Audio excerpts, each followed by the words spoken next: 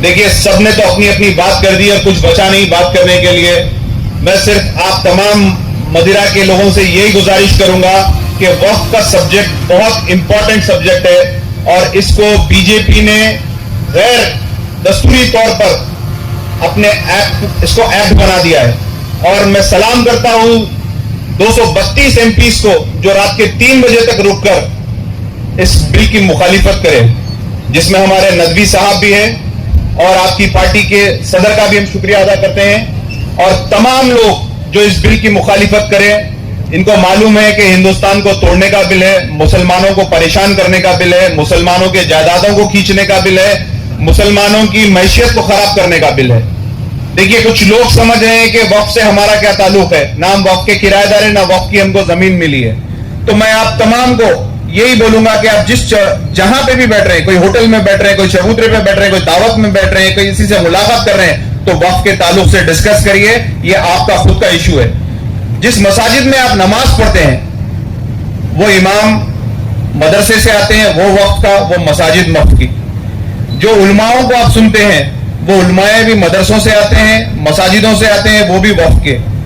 जिसमें आपके आबो अजदाद मखूम है कब्रिस्तानों में, वो भी वक्फ से आता है।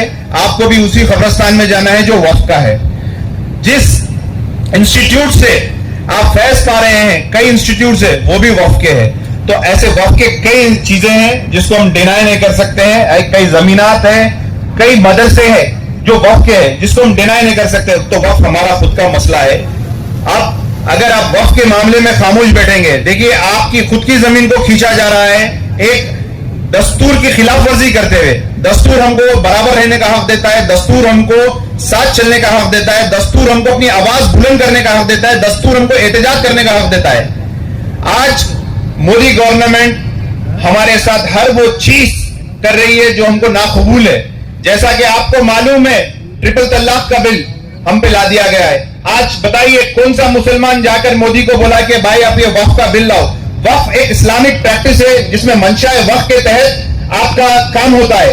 जैसा कि किसी ने अपनी प्रॉपर्टी दिया और बोला कि ये स्कूल में इसका सिर्फ कूलर लगना है तो कूलर लगना है, किताब देना है तो किताब देना है, चद्दर और गुल चढ़ना है तो चद्दर और गुल चढ़ना है। अब मोदी साहब क्या करेंगे जब ये वक्फ के जायदादों को ले लेंगे? और आर्कोलॉजी में हमारी जो वक्फ के जायदादें हैं, उस जायदादों को अभी इमीडिएटली इस एक्ट के हिसाब से डायरेक्ट गवर्नमेंट के अंडर में ले लिया गया है। जैसा कि हैदराबाद और तेलंगाना की सबसे बड़ी मस्जिद है मक्का मस्जिद, वो आर्कोलॉजी सर्वे ऑफ इंडिया में आती है।